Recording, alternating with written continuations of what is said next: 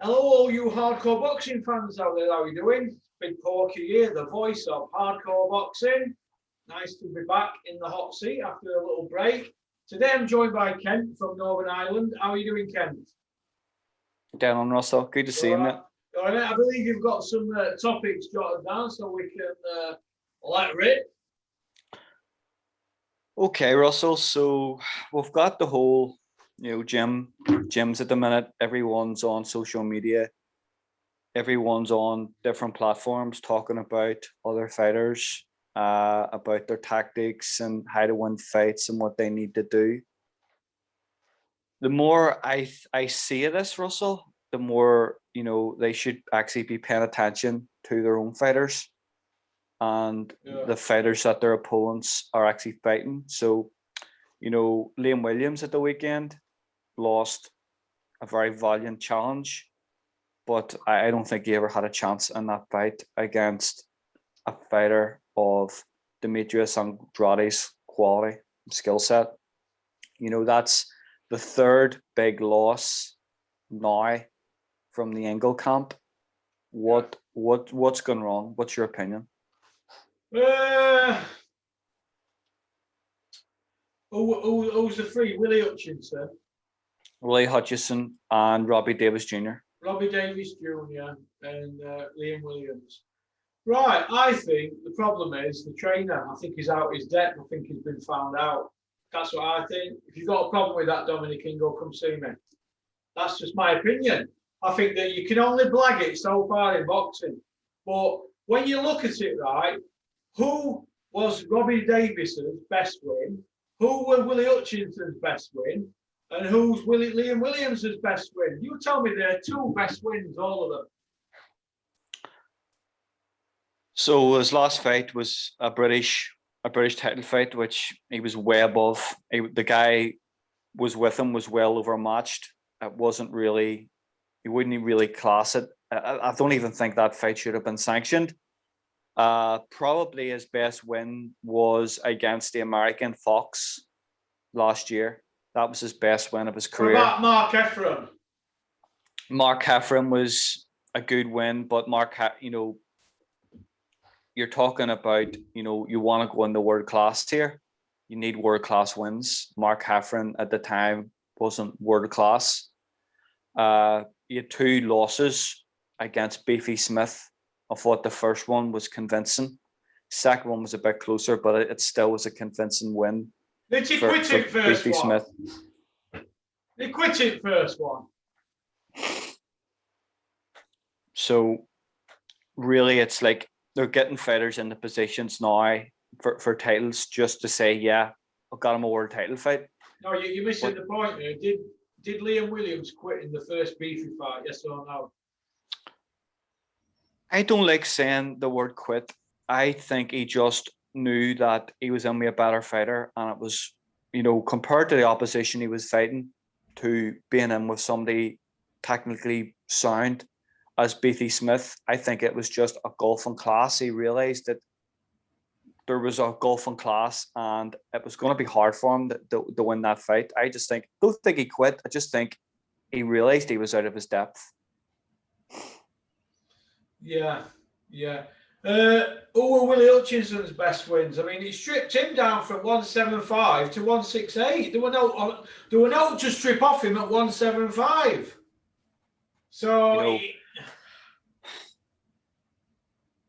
two fights before that, Russell, he fought a guy 2, 3, and 1. Yeah.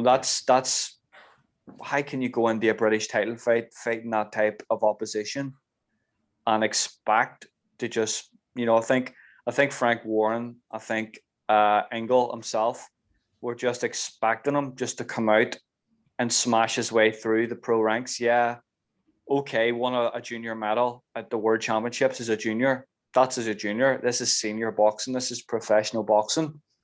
So I think, it's all right. It's great having an amateur career. It's great having that build up, but that only gets you so far when you get in the pro ranks, and it didn't stand him anywhere. You look now, yeah, he's a good amateur. He's done this, he's done that. It doesn't mean they shouldn't be built any different than any other fighter. It just seems to be a lazier way of building them, getting them in the fights early and getting found out. You know, Dominic Ingle said this week, Russell, he said that, yeah, I've watched Andrade and I've worked them out. Well, Russell, I said you 3 weeks ago that Liam Williams would struggle against Andrade. Andrade's a low guard. His hands are at his waist. His shots are coming from angles. He can box southpaw. He can fight orthodox. He can punch. He can fight on the back foot. He can fight going forward. He can pop shot. And he can put combinations together. Yeah. And he hasn't been like, as much as he hasn't fought great opposition, nobody's laid a glove on him. No. So how did he work him out? You know, what did he work out about him? What did he work out about him? This guy's 30-0, two-weight world champion, and Liam Williams has best wins Fox and I think Mark Efron. Yeah, I agree with you. Just because you've challenged for a world title before, don't mean to say that you're entitled to challenge again, does it? No. So let's go back 2 years, Russell, right? And remember when Eddie Hearn was basically tearing Billy Joe Saunders to shreds, and he was tearing Colano to shreds, that everybody was ducking Demetrius Andrade, and Demetrius Andrade would beat Colano and Billy Joe. Why is that narrative changed? Why is he not saying that now? Why is he not speaking like that now? Because he signed Billy Joe, hasn't he? Yep. And what about Colano? Canelo's working with DAZN, isn't he? So he's not going to want to rock the boat there. He's the Joshua version of America, isn't he? Yeah. Yeah, it's just funny how you can be so extreme from one to another extreme. I would love to see Colano fight Andrade. I don't think he will, but I would love to see him fight him. I think Andrade gives Colano absolute nightmares. Yeah, I know. But we know that, as you say, Colano is that cash cow now for DAZN in America and for Eddie. So I don't see that happening. So what next for Liam Williams? What do you think what do you think his career is gonna happen to his career now? Well, first of all, he's obviously shown that at that level he can't knock an N over at middleweight at world level, can he? No. So does he go back to 154? I think so. Yeah, I think he does. It's only £6. I mean, Dominic Ingle's this big nutrition expert, isn't he? Strip him down to 154. Flex, strip him down to 154. I thought he fought so valiantly. He was so brave. He was so courageous in that fight. You know, after 2 rounds, you're getting bamboozled by them shots. I thought he was very brave to continue, which was great. I actually don't think he's really in that weight division. I think he's too small at that division. I don't think you looked at those guys, and Andrade looked like a weight division and a half bigger on him. Yeah. There was no way that even inside, you know, Williams is kind of an inside pressure fighter, and Andrade was just tearing him up and pushing him about, and he was too strong on the inside. So I think either, I don't know if he's going to stay with Frank Warren, you know, because I can't see Frank Warren wanting the Eubanks fight, because I don't know if he'll work with the Eubanks, but that's a fight I would like to see. But as being in that weight division, I think you're right, Russell. I think he's not strong enough in that division. Yeah, I agree, mate. I agree. I just think that it's a shame, really, because he seems a decent enough sort of kid, doesn't he, Liam Williams? Let me just write this down before I forget. It's just a thumbnail for Dennis and Dave Allen's video.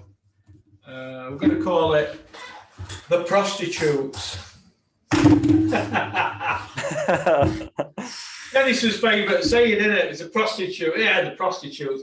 They've not covered the sins in glory, have they, Russ? I said now. Yeah, the prostitutes. Well, Dave and Dennis, they're prostitutes, aren't they, this week? But now, getting back to Liam Williams, the Blinkinator, I don't know what's going to happen to him now, but I think he should go back to 154 and go home back to Wales and crawl into Gary Lockett's gym and say, Gary, please take me back. Because he's going nowhere up there, mate. All they're doing up there is giving Ingle paydays. That's all they're doing. Flex Ingle. Yeah, it's that whole thing now where the trainers, we've seen it the last couple of weeks. There's fighters been in world title fights. There's fighters been in opposition and getting opportunities that I'm not saying they haven't done, but they're in them fights and they're not winning. So it's kind of that whole sense, like the whole Andy Ruiz thing. It's like Manny Robles. He complained about Andy Ruiz doing nothing, but he was still there getting his check and getting his money. So that kind of seems to be that a lot of the trainers now are saying, you know what, get him in a camp and I'll get my 10, 15%, whatever it is. Other guy who lost at Ingle, Jim? It was Robbie Davis Jr. Robbie Davis, Williams, and Ilchinson. Hutchison. All beat convincingly. Yeah, and title fights. Yeah. Oh, he'll be having nightmares up there, Flex. So, you know all gyms go through periods of winning everything. You know, Joe Gallagher had it for a while where he was winning everything. What have they won up there lately? Galahad's not a world champion. No. Williams Williams won up there. I just mean like oh, even you mean Joe, wins in general? Yeah, you mean like a couple of year back, you know, you had Joe Gallagher, World Trainer of the Year, winning titles, world titles, titles, everything, Gallagher's everything. Absolutely. I've never seen a gym in Britain like it. Yeah. Then to go through a week quiet phase. Now he's built up again. He's got a lot of great fighters. Yeah. But you're right, you know, the next one now to that gym is Galahad, and he doesn't sell a ticket. You know, there's no commercial name brand value in him whatsoever. He's a drug cheat. He's got to go mandatory route. And you know, where's the money in that? You know, there's no ticket sales in that. You know, who's going to go and want to pay and see him fighting some? Has he got a fight lined up? Well, they're talking about the Jazza Dickinson fight. You know, they've been talking about that for months. I remember there was kind of talk about PBC wanting to come in and take him, but I don't think that's worked out. So I think he's going to just go down that route. I could tell you what's going to happen. I think he'll fight Jazza Dickens for the IBF title on MTK show.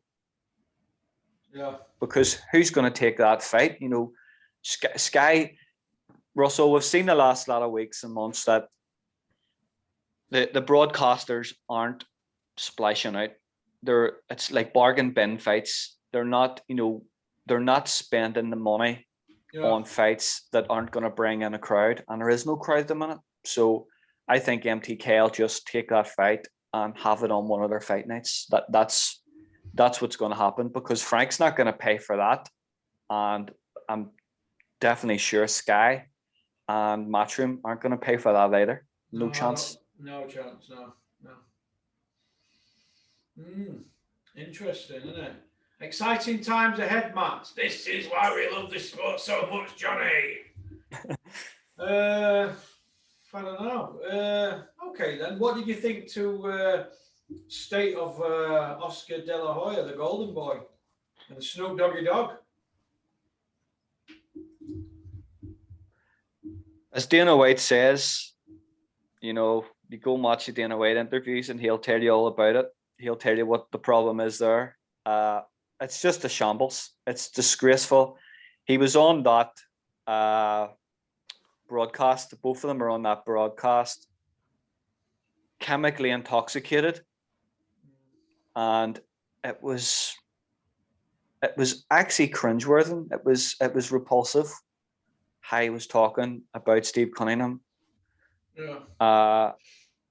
Snoop Dogg's never been in a fight in his life. I don't know why he's on commentating on boxing, but would you even call the Triller stuff boxing? No. I thought it was just really, really bad, and it's everything we've been talking about for the last lot of months. Boxing now is at its worst state I have ever seen it. You know, it's I just couldn't believe what I was seeing. Now, this is a guy who was a multiple world champion, Olympic gold medalist, was in some of the best fights I have ever seen, was one of the biggest pay-per-view draws in boxing history. And now he's became this joke. He's became this joke figure. You know, he tried MMA 2 years ago. We know how that went. That was he couldn't even get the fighters' names right. Never mind Oscar De La Hoya. What, tried promoting MMA? I didn't know that. Yeah, he brought out a 10-year retired Chuck Liddell. Oh, Chuck Liddell, yeah. Who hates Dana White? He hates Dana White, him, doesn't he, Chuck? Who lost his last 5 fights in UFC by knockout, and he brought out Tito Ortiz, and it was like watching your granddad. You know, it was so bad. It was so. I think Tito smashed him in about 30 seconds, and it was terrible. And he tried to start Golden Boy MMA, and it was just a disaster. I think after about a month, when everyone realized they weren't getting paid, everyone was getting sued. I don't think it happened, but check out the Dana White clips about De La Hoya. But he's just turned into an absolute joke. So he's talking about this comeback. How can he be having a comeback with, you know, the way he was behaving, chemically induced behavior at the weekend? I think it's making boxing worse. You know, you look at WWE. WWE is a scripted entertainment, and it's entertainment. But you look at what that's doing, it's even making boxing look worse than WWE now. It's so bad. This isn't boxing.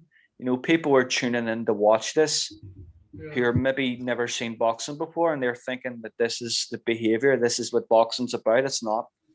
I think he's a disgrace, and I'm not surprised that Callano run 100 miles away to get away from him.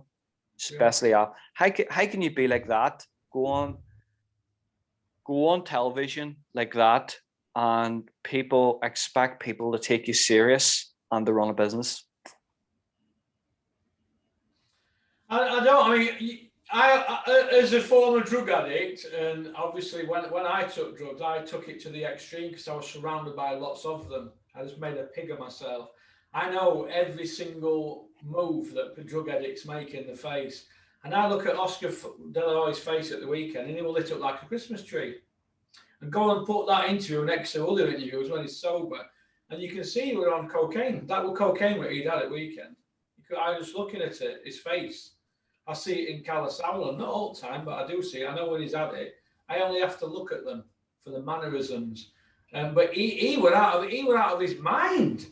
And Snoop Dogg was stoned as well. He was stoned on weed. They were out of their minds. What Al Bernstein there saying he'd had alcohol. He was drunk.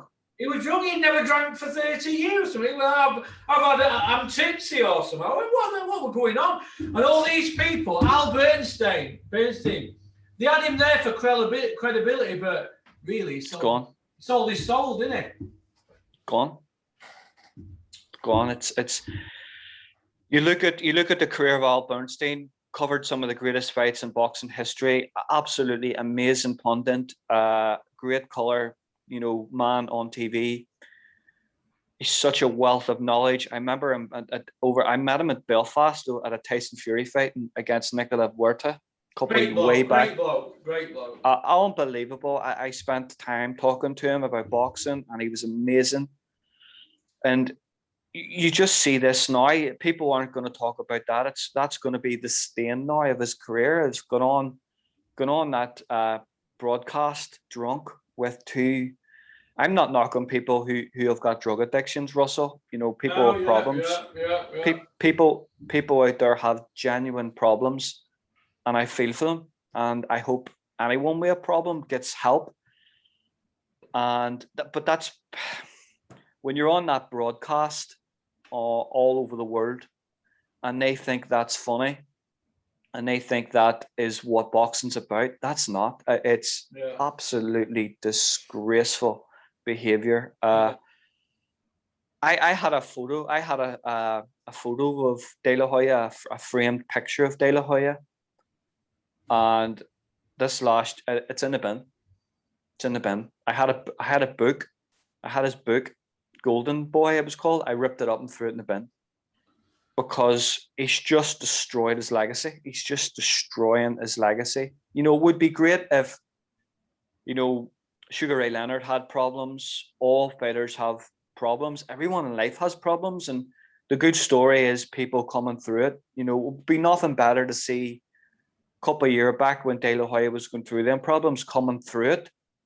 He doesn't seem to want to come through it. He doesn't seem to want to help himself, and it's becoming funny and fashionable. And no, it's a terrible representation on boxing, and it's a stain on boxing. I thought that was a terrible card. You know, boxing, as we say, it's at its worst state now than I have ever seen it, Russell. And I think it's going to get worse. Did you notice you never saw Oscar? Not Oscar. You never saw Bernard Hopkins there, did you? He wasn't hanging about there, were he? Definitely not. I mean, is the chinks in the armour with them two? And Shane Mosley as well. You never saw him there, did you? No, well, they were that first trio of Golden Boy, that consortium. You look at Bernard Hopkins is still getting up at 6:30 in the morning and going for runs, and he's still doing his gym work, and he's still training. He's got multiple businesses, he's barber shops, he's car washes. He's still heavily involved in boxing. You know, he's a great advocate of discipline, and you know, he was in jail for a while, and he's come out of jail, and he's changed his life. That's a great story. You know, he was a throwback fighter. He won that middleweight tournament and went through everyone like butter. You know, he's a legacy. He won the world title against Juan Pascal what age was he at that time, Russell? He was late 40s when he won that title. So that's not, he's not even in that. He would not want to be around anything like that, even commercially. It's not in his lifestyle even be around that. Shane Mosley as well. You know, Shane Mosley's trying his best with his own son. Yeah. And he's trying to make the best of what he's got left of any sort of career. You know, I think it's a massive. I can't see how a broadcaster would show that. Honestly, do you feel that Oscar De La Hoya has basically lost the plot? Yeah, he's gone. Absolutely gone. The whole comeback thing, you know, if he's coming back and he's being serious about it, that's okay. Yeah. But obviously at the weekend he wasn't serious. He's not serious about it then. It seems to become like a psychopathic fantasy that he's having during the week, and then come weekend he's just off his head and drugs and doing whatever, and it's in the back burner. So no, I think he's destroyed his reputation, Russell. Destroyed it. Yeah, I do. All right then. Billy Joe Saunders making a few noises about Canelo, saying there's going to be no English judge. Looks like Billy's saying, no, we're just going to get on with it. Do you feel that Billy just wants to get paid off this fight and get it over and done with? Another thing he's going on about is the fact that he's agreed a purse that were reduced for the fact there's no fans there, but now there's 70,000 fans, and Matchroom are not saying he can have any more money. What do you think to that? That is, I seen the interview with Bill, and I know Bill sometimes is his worst enemy, but I'm behind Billy in this fight. I hope he beats Canelo. the whole ticket thing with agreeing a purse with no fans and getting the set B, I would pull out. I wouldn't fight. Yeah. I wouldn't pull out. Honestly, I would wait until a week before the fight and pull out and leave them all in the shit, because I think that's in a real bad taste. I think it's sneaky. I think it's slimy. I think the fans are there to watch the fighters, Russell. Yeah. They're there to watch that fight. They're there. The fighters are there to entertain the fans. So if I was Billy Joe Saunders, I would pull out of the fight, because they're there for them. And I think all fights, all contracts are based on the gate. What they're paid is based on the gate. So if you've got one fighter getting a lot less than there being a gate, it means the promoters are getting a lot more and the fighters getting paid less. I think it's terrible. I think it's sneaky. And is it really, Russell? So do you think if it was Frank Warren, he would do that on Billy Joe if he was still with Billy Joe? No. So, Billy Joe came to Matchroom because of the DAZN money, because of the Golovkin fight, and because of the Cleno fight. And that should be the biggest purse of your career. That should be that solidifies your career financially. Yeah. And he's not getting it. I think it's disgraceful. I think it's disgraceful behavior from. See, that's the person, Russell. That's everybody's mate. My fighters are my mates. Would your mate do that in you? There's no mates with promoters. I keep telling people, these promoters are not your mates. When you're no good to them, they discard you like rubbish, like Dave Allen with Eddie Hearn. What's happened there? It's my fighters are my mates. No, they're not. Stop talking nonsense. Stop trying to please the casuals. That contract should be renegotiated, and he should be getting a percentage of the gate like he would in a normal fight. Simple. And it wouldn't cost him that much. It wouldn't cost him that much out of that gate. It wouldn't, Canano's going to bring a massive pay-per-view audience from Mexico. Billy will bring his audience from UK and Ireland. The percentage from Mexico will be a lot bigger.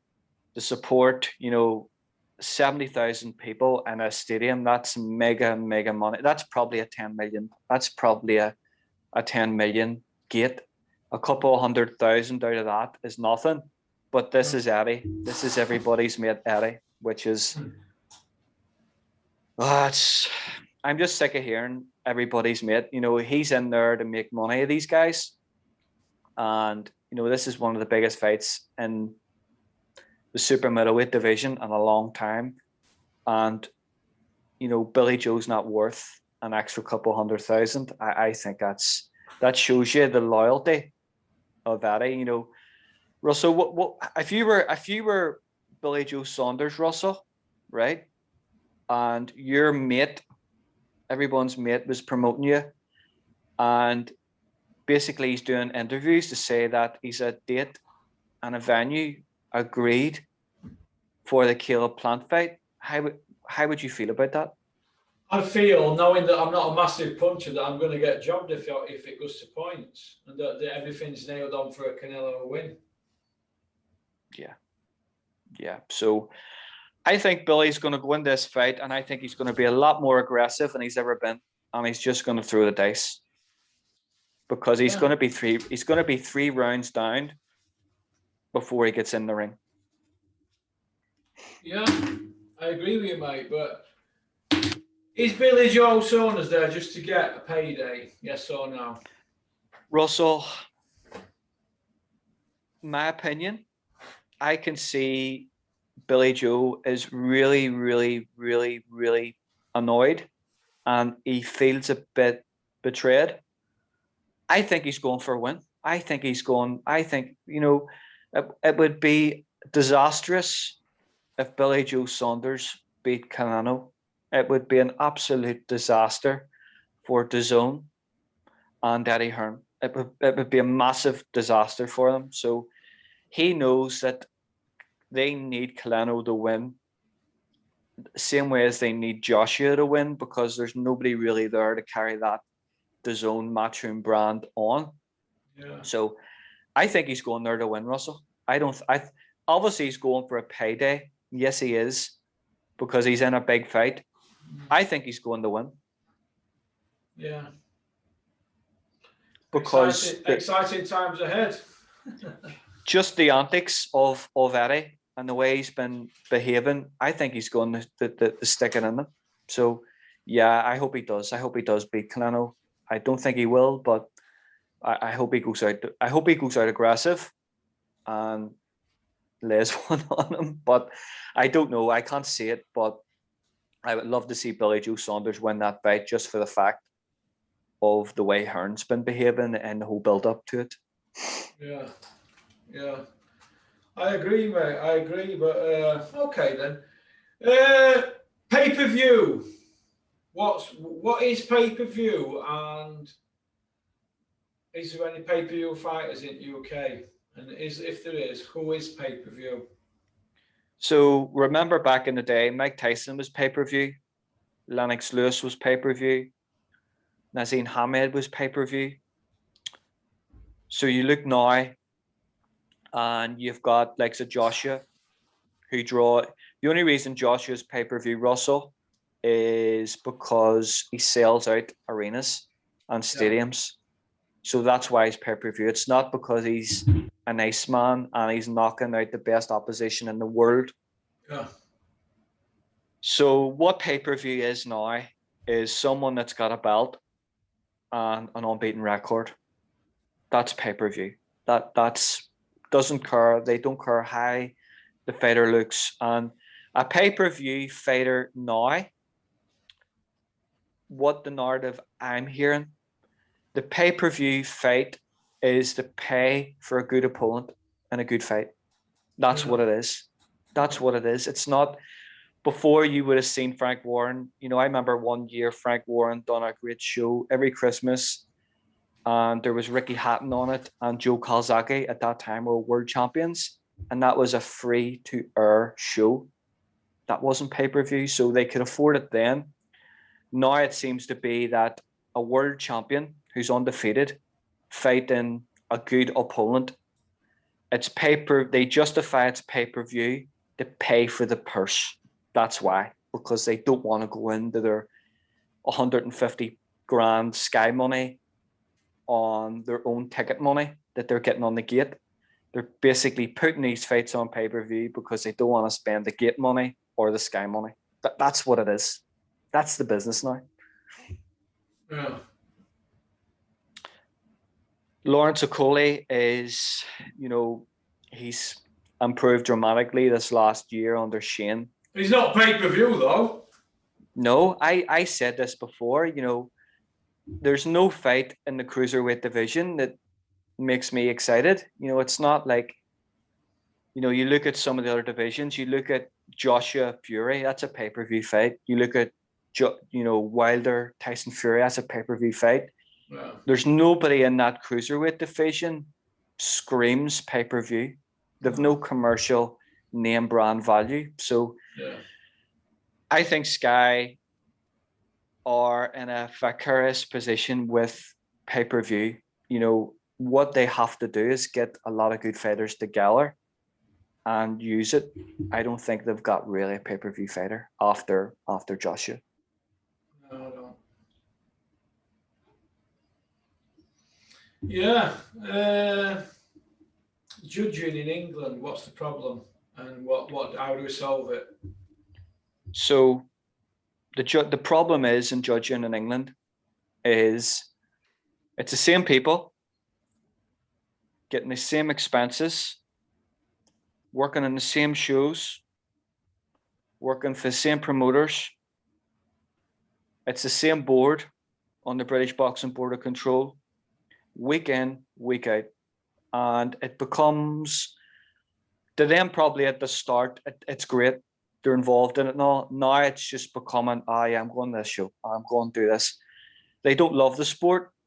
They are in that position where they're in all these shows every week So it's not exciting and it doesn't really mean anything to them anymore Yeah. because they're doing it week in, week out. You know, Russell, when was the last, you know, we've seen all these same names refereeing fights, same people refereeing fights, same judges judging fights. There's nobody else coming through. There's no good referees coming through or judges. So it becomes just the norm to them where they don't really care about, you know, the judging decisions. They're getting, you know, well treated from promoters. You know, it's kind of like, I remember a long time ago in the 90s and the early 2000s, Germany was the worst place in the world to go for decisions. I remember Robin Reed. Oh, okay. My goodness me. I against Sven Otka. It was one of the worst decisions I've ever seen. What about the referee? Robin dropped him and he took a point off him, didn't he? Took a point off him and gave him 20, that swung it, 20 seconds. And I'm sure Robin was like, what am I going to do in this fight? So we go back to then and we see them decisions. You know, I think Sven Otka had about 10 defenses. He actually didn't win in his 19 defenses. They were that bad. Germany as a whole. 21 defenses he had. 21 defenses. I think he won probably about 10 of them. And that's being generous. So we're going back to Germany and we look back at what's going now in the UK. The UK now is like Germany was 10, 15 years ago. It's a shambles. I think we need to clear them all out. We need a brand new coaching. We need a brand new refereeing panel. We need a brand new judging panel.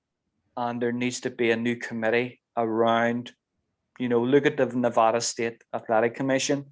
You know, they are very stringent on judges. If a judge has a bad card, they're suspended. And if they're not suspended after that and they do it again, they're suspended indefinitely. So yeah. I think it's the British Boxing Board of Control. I think the judges will be the judges. Them people aren't going to change.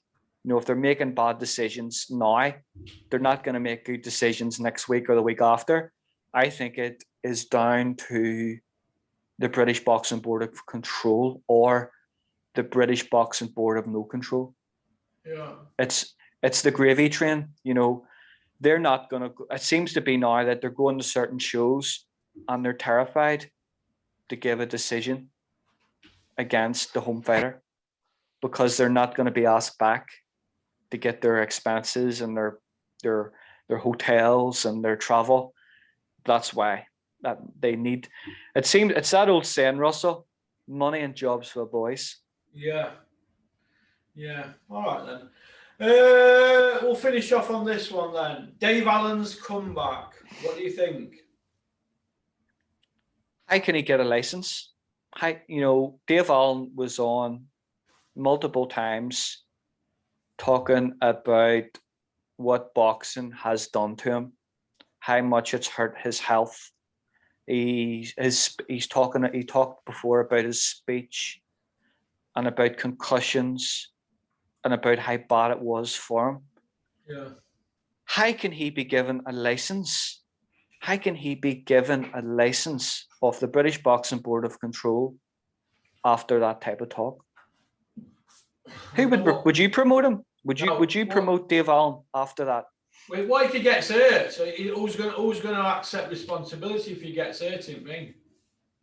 Because he's already went on, national platforms and said about, he's got, concussions, he's had brain injuries, his speech is bad, his memory's bad. Yeah. Which promoter in the right mind, with this being documented and this being on these platforms, how could that be safe, Russell? How could that be safe? I can't see And without that, you take that away from it. And I've nothing against Dave, by the way, but see, when I'm paying to watch a fighter and he's gone on after it and saying that he didn't train, I've just paid to watch him at his best. So he's went on multiple times. He's complained about, all his health issues. And he's basically said that any fight he has had, he hasn't prepared or trained for it. How can I take that serious? Why would I want to watch that? Why Do you think, would you? Do you feel that Eddie Hearn pulled the plug on him when he wanted to come back because if they felt messed about? Because I've heard that's what they did. That's what I've heard. That they said they felt messed about. Although Eddie did say he liked him, apparently, it's something I know, but he said he likes Dave. He's funny and a character, but apparently Eddie Hearn and Bean said they can't be messed about like that. I believe it. I believe it. Russell. Eddie isn't everybody's mate. Adam Smith isn't everybody's mate. They're there to get as much from them fighters as they can. And, the whole thing about pulling out of the fight, and, he turned down 3 fights that week. They got him 3 fights. What's the difference between fighting Tim Lovejoy or whatever you call him? No, that was pulled that fight by Don King. Then they offered him 2 other fights, didn't they? Yeah, they offered him 2 other fights at the last minute. He was getting paid. So Sky are saying, you know what? No. And he kind of did mess him about because he was in that bubble for that week and they got him an opportunity and he turned it down. So I know that is the... But, anybody that knows about boxing and knows about what's going on, that's the real reason that Sky wouldn't want to promote him, because he basically threw Sky in the deep end. It wasn't his fault that, Lovejoy couldn't fight because of the Don King thing. Yeah. But people wanted to watch, the pay-per-views were always high when Dave Allen was on it because he brought in the casual fans. He brings in the casuals. So they got him a fight. He turned it down, and that would have affected the pay-per-view. So they would just say, you know what? And I think he messed Jamie Moore about as well, in the build-up that fight, because that means that Jamie Moore doesn't get paid either. So I suppose that didn't go down well. So, Russell, the way it is now with boxing, the way it is now at Sky. See, if you're given a chance, you have to take it. See, if you don't take it, and it's game over. You're not going to get another one. And if you mess Eddie about that, he'll just throw you. He'll just throw him under the bus, and away you go, and they'll get somebody else in. Where does that leave Dennis taking him on though? Because he's left 7 years ago and he's damaged goods, isn't he? Now he's come back. He left as a 22-year-old, 6-0 and a draw, and he's gone back there, and he's been knocked about for 7 years, hasn't he? So he's went back to Dennis. Dennis has got the Eurosport deal, so he has, which is a good platform for Dennis to work off. I'm not sure if Dennis has got Eurosport now. I think he might be doing an app. I'm not so sure on that. But he might have. But I'm not so sure on that. But you look at Dennis has got Cash Alley now. Dennis has got Cash Alley. Cash Alley's had a couple of decent wins, on smaller shows. They want Cash to fight for a British title. Cash has got this IBF European title fight. If he wins that, I can see Cash needs a win that's got name brand recognition, name brand value. And I can see probably down the line that's the only reason Dennis would be signing. I don't know Dennis, but if I was Dennis, the only reason I would sign Dave Allen would be to put him in with Cash Alley. Down the line. Yeah, that's the only reason he's gonna. That's the only financial reason that it would make sense, would be a bigger fight with Cash Alley and Dave Allen, hopefully for a British eliminator or British title, depending on how those titles come up. But that's the only value in that for Dennis. British title fight in Sheffield between a Donny lad and a Sheffield lad, Battle of South Yorkshire. Yeah, that would sell well locally. That would sell really well for Dennis. Yeah. And it would be two good names for him fighting for a British title, or Commonwealth title. So I think that's the reason that Dave's went back. He knows he's not going to get back at Sky because he messed him about. And Eddie Hearn's already said that he couldn't promote someone who has openly talked about, having health issues from boxing, because that would lead to a massive. If Dave Allen got hurt in that fight, any fight on a Matchroom show, there would be a massive legal case there. So I don't think Eddie's going to implicate himself in any way. Do you feel that Eddie were worried that Dave Allen could get hurt on one of his shows after the David Price beating he got? And do you think that Eddie thought, you know what, I could end up with a death on my watch here? Yeah, because we had the talk before it. We had Dave Allen talking about his speech was slurring and he was getting headaches. And boxing has been hurting his health. And he goes in against David Price and he got smashed to pieces against David Price. He got wheeled out in a stretcher. Then he's talking about getting knocked unconscious against Usyk.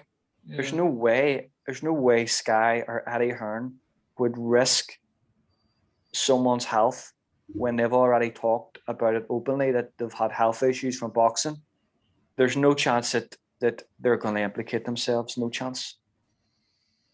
Yeah, it's a shame, isn't it? How it's, and do you know what? I don't know. I've done a video on it anyway. On car on the way to work this morning, and everybody will see what I think about it. I've just told it straight. Pair of fucking prostitutes. That's how it is, really. And people go back on the word for the sake of trying to get a few quid, don't they? And that's all it is. It would have hurt Dave Allen to go back there, and it would have hurt Dennis's pride to take him back on. But you've got to be thick-skinned, haven't you, if you're trying to get money? It would have hurt a pair of them. They would have been like, oh, it would have been so cringe. So cringe. I think if Eddie Hearn had have said, yeah, you can come back, Dennis wouldn't have even been in the equation, mate. No, I think he's probably went to numerous. I'm surprised, Russell, he never appeared. I'm surprised he did not see. I'm surprised he went to Dennis, but I'm also surprised he didn't end up on Channel 5 with somebody like Hennessy. They didn't want to know. Don't want to know. Andy Ayling at Queensbury didn't want to know either. No, Andy Ayling's no mug. Mick Hennessy's no mug. Eddie Hearn's no mug. They've been paying this guy on platforms for years now, and he's talking about not being fit. So they brought in Rim Thomas for him to come off title fight. Who's garbage? Who was basically Deontay Wilder's sparring partner. He was getting his head smashed in by Wilder in sparring. That was his sparring partner. They brought him over that Commonwealth title. It was a gift of a fight for him, and terrible, absolutely terrible fight. The next fight was even worse with the eye clash. And now he's talking about on Sky, going on Sky and Soccer Extra and all this and having a laugh and all and saying that, yeah, I never trained. Well, if he never trained at that serious part of his career, why on earth are they going to take him back, invest money on him to do the same again? It's not happening. Shocking it is. And do you know what? I hope he don't get injured on one of Dennis's shows, because Dennis don't deserve blame. That previous lot do. Hearn deserves the blame. Russell, can I ask you a question? Yeah, you sure can. Why would the British Boxing Board of Control sanction Dave Allen versus a WBA interim world champion in Luis Ortiz? How did that fight get sanctioned? After 11 fights? I don't know. Russell, I turned it off after 4 rounds. I couldn't watch it. It was basically a world champion, a world-class Cuban, southpaw, who could Olympian. punch, Olympian, who was tearing through everybody. Who's watching out for Dave here in all this? Who's watching out for him? Is it just Big Daft Dave? Who's watching out for this kid who I've seen deteriorate over the last 7 years? Who's watching out for him? Who? Well, it looks like nobody. You know, Eddie Hearn's saying that all his fighters are his mates. Basically, Dave Allen was in that fight. He had no chance of beating that guy. There was more chance of Dave Allen getting seriously hurt in that fight than he had of winning. And he ended up, I heard a story before, I don't know if it's true or not, but I also heard a story that after he was so concussed after the fight, he ended up in a casino and he didn't know what day it was. I don't know about that. He did his purse money in a casino up here, though. Yeah, I know about that. And that's terrible. That's terrible. And I always liked Dave Allen. I always liked the dopey Dave, the disco Dave Allen, the Doncaster De La Hoya. I enjoyed it at the start and I liked him. I think he was a great character. And I felt really sorry for him that he was put in that position and he wasn't really given, it's the promoter and the manager is meant to protect the fighter. Yeah, but do you think that Dave had his opportunity and chance after chance after chance, and he never grasped it? He never took them chances. He was doing everything right outside the ring, but he weren't doing everything right to train and do it in the ring. You know, he's doing the social media thing, all right, funny man and all that, saying all the right things, but do you feel that he never grabbed it with both hands, and now he's 15 minutes and up, he's gone scurrying back to Den? Yeah, well, when you're a professional athlete, Russell, your job is to be an athlete. Your job is to train. You have to do your training sessions, your sparring, your road work, your diet. That's primarily your job. And if you don't want to do that, and if you're not doing that, you have to accept a lot of responsibility as well. Yeah. That's a big part of growing adult who's a professional athlete. That's their job. That's their job to train. And if you're not training, you have to accept responsibility for it. Okay then. Well, listen, we're nearly an hour, 55 minutes. Listen, thanks for coming on, Ken. You've been a real pleasure. I needed to get one out on members. You seem to be popular on there. Thank you. Thanks for coming on. I hope you're all right. What you got planned for us today? I am going to go for a run. Ooh. I do a bit of competitive running. So I do. I've run for Northern Ireland Vets. I've placed in the Belfast Marathon a couple of times. I do some cross country. So I'm just building up again. I'm going up over the mountains and stuff and do my trail runs around there. I love it. It's quiet. I see hares, foxes, the cows, horses up around the countryside. So I enjoy that. I'll get back. I'll chill out for a while and I'll take my dog for a walk. That's okay then. Well, listen, thanks for coming on and we'll speak again soon, my friend. Take care, Russell, mate. Cheers, Ken. Bye.